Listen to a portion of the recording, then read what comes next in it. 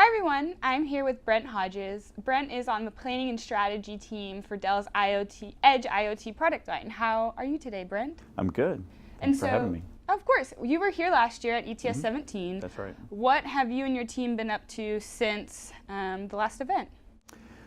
So we have been involved with a lot of IoT projects, and specifically around not just the edge, but also from edge to core to cloud. So a lot of our customers and our projects involve capturing data at the edge and bringing that into their environments and solving business problems. And it's been good to see some real momentum in that regard. I think last year at ETS it was starting to get more real. The year before that, IoT was kind of the buzzword, and it's kind of a concept, if you will, and people were trying to figure it out. I feel like in the last 12 months, though, we've started to see a lot of progress with companies starting to build in, not IoT per se, but edge computing and the analytics that makes and powers and makes the IoT real. So it's been a good year for starting to see some real traction in that regard. So when you guys talk about the IoT ecosystem, and it includes edge processing, cloud, and core, why is it important for Dell to hit all three of those areas as opposed to maybe just focusing on edge? Well, because it's important for our customers. And so, the way if you kind of take a step back is, we like to talk about, data is really the new fuel. And it's powering the innovation that companies are using to drive their businesses forward. And really, we even like to say driving human potential. So as companies and as our customers are looking to solve problems in the industry, like around the smart grid, it's important that they consider, kind of where that data is coming from, what kind of analytics they want to perform, what kind of business problems they're going to solve for, and then think about how the architecture should look. And then as you do that, you quickly realize that you need to have some computing done at the edge, some local analytics, maybe some real-time responses and so forth. And then you want to continue to take the data that's important forward into other parts of the architecture. So whether it's on-prem or off-prem servers and storage, et cetera.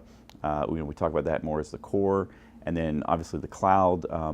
All of those pieces of the ecosystem play a role in this realm of big data analytics and IoT and some of the buzzwords that you hear. But ultimately, what we're excited about is that we're seeing it turn into real customer value in the last 12 months, and we think that the forward momentum looks really good in that regard.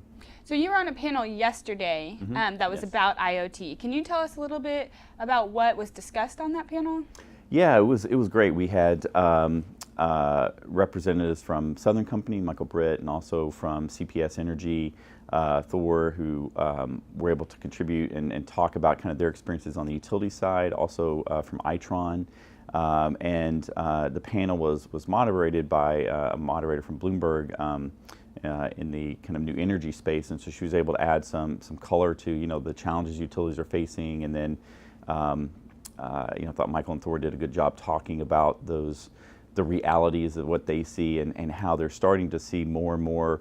It's not just about smart meters anymore. It's about this two-way connected utility ecosystem that starts at the edge, includes things like PV, solar, as well as EVs, microgrids, distributed energy resource management, et cetera. So all of these things that are utilities are kind of grappling with, they're starting to think about in a more holistic manner. How do they bring that information back from those different applications, but leverage them across the rest of the business? And so that kind of lends itself into this concept of a connected IoT ecosystem, which was the topic of the panel yesterday. We seemed to have a pretty good response. We had a full room and kind of standing room only, and we had to kind of cut off the questions at the end, but there was a lot of good discussion that we were having in the room there, so we're pretty excited about that. Well, standing room only means that you had more people in your panel than I had in my panel, so congrats.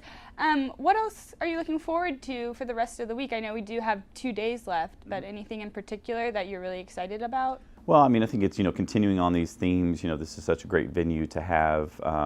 Number one, the theater, but number two, just the venue around the event itself. So I think Z Prime does a great job pulling in the thought leaders and I think you guys refer to it as the brainstorming session for the industry. So you're able to see some of the industry's leaders outside their normal panel or office space or a normal kind of utility conference, if you will, where they might only be talking about one aspect of a smart meter or maybe a microgrid. This is a much bigger thinking kind of conference. So I think that's what's kind of exciting to see what the next conversations are about. I know you've got a fantastic lineup of CEOs here from utilities that talk about how they are connecting the technologies that we were just talking about with their customers and with the businesses and the problems that they're trying to solve for. And as you know, in the utility industry, they're looking across the next several decades. And so as they apply that thinking and the logic in an event like this, are able to brainstorm a bit more freely about what does the potential future look like, and I think it looks pretty exciting. So you guys at Dell are in Round Rock, correct? That's right. What does it mean to have this conference in kind of like your own backyard? What does it mean to you personally, and I guess to your team? Well, it's a great opportunity. Having it here, locally in the Austin area is great for us. It's easy. Obviously, travel is not as much of a concern, except for when it rains, like it did this morning in Austin. But no, in general, it's just it's great. Austin's a fantastic city to host events, and this one's no exception. We have this great venue here this year at the Moody Theater. That's I think also contributing to the atmosphere around the event. But for us, as a team, it makes it very easy to interact with our customers and our partners who are also here at this event. So it's a great opportunity for us and for the greater Austin area as well. All right, Brent, well, thank you so much for taking a few minutes out of your morning to chat with us, and I hope you have a good experience for the rest of the conference. Thank you very much. I appreciate it. Of course.